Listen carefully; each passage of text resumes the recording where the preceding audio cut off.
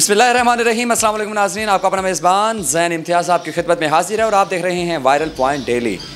नाज़रीन, आज जो मोटिवेशनल स्टोरी लेकर आपकी खिदमत में हाजिर हुए, यकीनी बात है आप भी हैरान हो जाएंगे क्योंकि मेरे साथ मौजूद हैं रुबाब बतूल इनका नाम है, जो कि माजी में एक नेशनल चैनल की रिपोर्टर रह चुकी हैं और सहाफ़त के बाद जो है आज ये एक होममेड बिज़नेस स्टार्ट किया हुआ है। इन्हीं से जानते हैं इन्हीं की कहानी। अस्सलाम वालेकुम। वालेकुम अस्सलाम। कैसी हैं आप? अल्लाह का शुक्र, ठीक ठाक। रुबाब, ये बताइएगा, माजी में एक अच्छे नेशनल चैनल की रिपोर्टर और अब घर में किचन से कारोबार करना सहाफ़त में कब आई, कैसे आई, क्या वजह बनी और सहाफ़त को छोड़ने की क्या वजह बनी? सहाफ़त में ऐसे आई कि फ़ील्ड ही मेरी जो एजुकेशन है वो सहाफ़त से रेलेवेंट थी। एमएससी मैस कम्युनिकेशन मैंने किया और मैं अभी 4th सेमेस्टर में थी, तो मुझे एक बहुत अच्छी जगह से जो है वो ऑफ़र आई और मैंने उसको ज्वाइन किया और 2 साल मैंने जो है वो मीडिया को दिए। लेकिन इसी दौरान मेरी मंगनी, फिर निकाह और शादी हुई। मैं शादी के बाद भी मीडिया में रही, लेकिन जब मेरा बेबी हो गया, और वैसे मैं इससे पहले छोड़ चुकी थी मीडिया, लेकिन उसके साथ साथ जो है मैंने बेबी जब मेरा हुआ तो फिर उसके बाद तो बिल्कुल मेरे लिए पॉसिबल नहीं हुआ कि मैं मीडिया में कंटिन्यू कर सकूं। लेकिन इसका मतलब ये नहीं है कि मैंने मीडिया छोड़ दिया। इंशाल्लाह ताला मीडिया में वापस आऊँगी, लेकिन फ़िलहाल जो है वो बेबी के साथ जॉब करना मेरे लिए पॉसिबल नहीं है। तो इसी वजह से जो है वो एक साइट पे काम स्टार्ट किया है और उसी पे आजकल टाइम स्पेंड कर रही हूँ। बाब, आपके काम के रिलेटेड तो मैं आपसे पूछता हूँ, लेकिन ये बताइएगा कि आप पहले आपने बताया है कि मास्टर्स इन मैस कम्युनिकेशन आपकी क्वालिफ़िकेशन है, सहाफ़त करती रही हैं, तो सहाफ़त के बाद जो है आपकी शादी हो गई, तो इस दौरान क्या आपके ख़्याल नहीं आया, आपका ख्वाब क्या था, आपकी ख्वाहिश क्या थी कि क्या आप बनना चाहती हैं? शादी तो यकीनी बात है हर लड़की का फ़र्ज़ है ना, हक बनता है, लेकिन शादी के बाद की ख्वाहिश क्या? हाँ, शादी के बाद मेरी ख्वाहिश यही थी कि मैं मीडिया में परस्यू करूँ, उसको कंटिन्यू करूँ, लेकिन वो मैं नहीं कर सकी।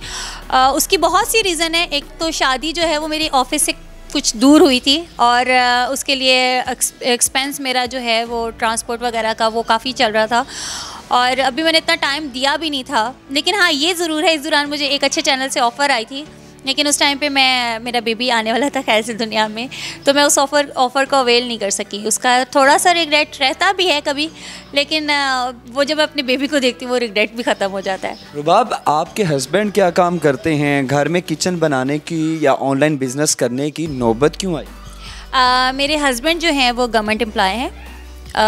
ऐसा कोई नहीं है कि बहुत ज़्यादा अल्लाह माफ़ करे कि हाथ टाइट हो गया, लेकिन ये ज़रूर है कि एक अर्निंग में मुश्किल है। आजकल मेरे ख्याल से अच्छा इंसान जो है वो एक अर्निंग में गुजारा नहीं कर सकता, तो एक पॉकेट मनी भी हल्की फुल्की निकलती रहे और साथ में जो है वो काम भी चलता रहे। एक एक्टिविटी भी है वो मिली हुई है, उसको भी इंजॉय करती हूँ।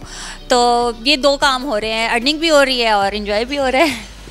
लड़कियां अक्सर ना किचन में जाने से पहले ना घबराती हैं। वो लड़कियों के नखरे माशाल्लाह बहुत निराले होते हैं। किचन में जाना है, ओह धुआं धुआं धुआं धुआं, मिर्ची और ये वो सारी चीज़ें। तो आपको किचन से इतनी मोहब्बत कैसे? शादी से पहले मोहब्बत नहीं थी। हाँ, ये था कि मैं नई नई रेसिपीज़ निकाल के उनको ट्राई करती रहती थी, लेकिन वो ऐसा होता था कि हफ़्ते 1.5 हफ़्ते महीने में एक दफ़ा कुकिंग कर ली। लेकिन जब शादी के बाद पड़ी सर पे तो कुकिंग भी करनी थी और फिर हस्बैंड ने काफ़ी हद तक जो है वो मुझे हौसला दिया कि हाँ यार, तुम्हारे हाथ में टेस्ट है। और सारे एक्सपेरिमेंट्स मैंने अपने हस्बैंड पे किए हैं। वो एक्सपेरिमेंट्स कामयाब होने के बाद जो है ये मेरा छोटा सा रेस्टोरेंट, छोटा सा मिनी कैफ़े जो है वो तैयार हुआ। रेस्टोरेंट का नाम क्या डिसाइड किया और नाम क्या पहले कोई ख्वाहिश थी कि मैं बड़े होकर जो है वो या शादी के बाद रेस्टोरेंट बनाऊँगी? नहीं, मुझे तो शादी से पहले पता भी नहीं था कि मैं खाना अच्छा बना सकती हूँ। रेस्टोरेंट का नाम जो है वो मैंने फूडसी कुक्सी के नाम से रखा है और क्योंकि ये होममेड जो है यहाँ पे रेसिपी सारी जो है वो मैं ऑफ़र करवा रही हूँ, तो फूडसी खाने वाला और कुक्सी पकाने वाला, तो उससे मैंने ये नाम रखा है फूडसी कुक्सी की। फूडसी कुक्सी, बिल्कुल। अच्छा, मुझे ये बताइएगा कि पहले दिन जब आपने बिज़नेस स्टार्ट करना था, हमने बहुत ज़्यादा लोगों को देखा है कि उनके पास इतनी इन्वेस्टमेंट नहीं होती। आपके बिज़नेस में कितनी इन्वेस्टमेंट हुई? और मुझे ये बताइएगा कि पहले दिन जब आपने अर्निंग की थी वो कितनी थी? मैंने जो स्टार्ट लिया था वो मेरे 1-1.5 घंटे का डिसीजन था कि मैंने आज ये काम करना है, और उस 1-1.5 घंटे में मैंने 1450 रुपये स्पेंड किए थे बस, सिर्फ पास्ता और एक डिस्पोजेबल जो है वो बॉक्सेस लेकर आई थी, और अर्निंग जो है फर्स्ट डे मेरी 2000 हुई थी और बड़ा अच्छा रिस्पांस आया था। 2000 पे प्रॉफिट था? हाँ जी, 2000 मेरा प्रॉफिट नहीं, 2000 मेरी अर्निंग थी, 600-700 मेरा प्रॉफिट था उसके ऊपर।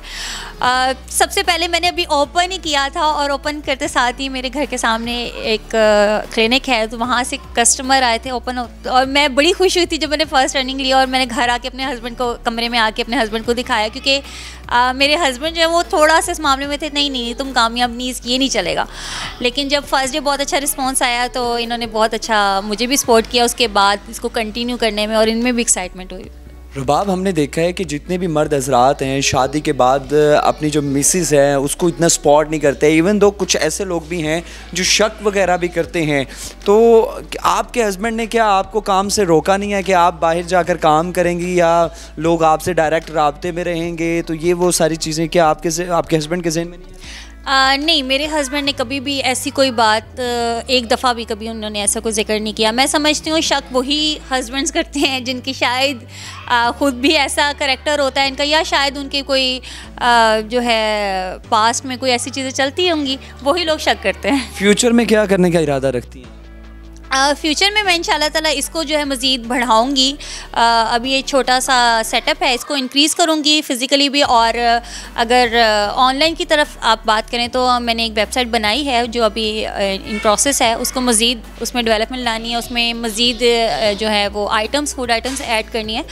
तो इंशाल्लाह ताला डिलीवरी की तरफ आऊँगी और इसको सेटअप को मज़ीद बढ़ाऊंगी, और मीडिया में भी इंशाल्लाह कम बैक करूँगी। अभी जस्ट हमने देखा कि पास्ता वगैरह ही आप जो है वो बनाकर जो है वो सेल कर रही हैं, इसके अलावा कौन कौन सी ऐसी डिशेस हैं जो आप बहुत अच्छे तरीके से बना सकती हैं?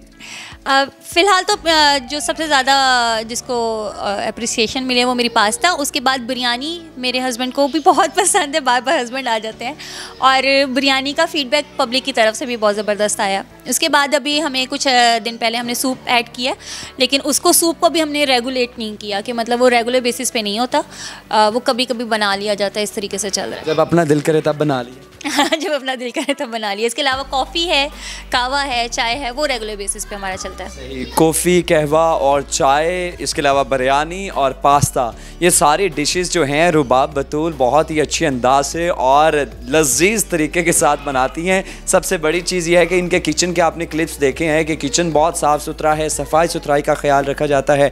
रुबाब, लास्ट पे आप उन ख़वातीन को या लड़कियों को क्या मैसेज देंगी जो अक्सर जो है पैसे ना होने की वजह से घबरा जाती हैं, या मुआशरे की तलखियों से घबरा जाती हैं, या किसी परेशानी की वजह से वो उसको कंटिन्यू नहीं कर सकती? दुनिया का सबसे बड़ा रोग क्या कहेंगे लोग अगर आप ये जहन से निकाल दें कि लोगों ने क्या कहना, तो आप कामयाब हो जाएंगे। तो मैं समझती हूँ कि बहुत सी ख़वातीन बेचारी इसी वजह से जो है वो कोई भी स्टेप नहीं ले पाती, क्योंकि उनको ये खौफ होता है कि यार फैमिली क्या कहेगी, ख़ानदान वाले क्या कहेंगे, इन लॉज क्या कहेंगे। अपने जहन से ये चीज़ें निकाल दें।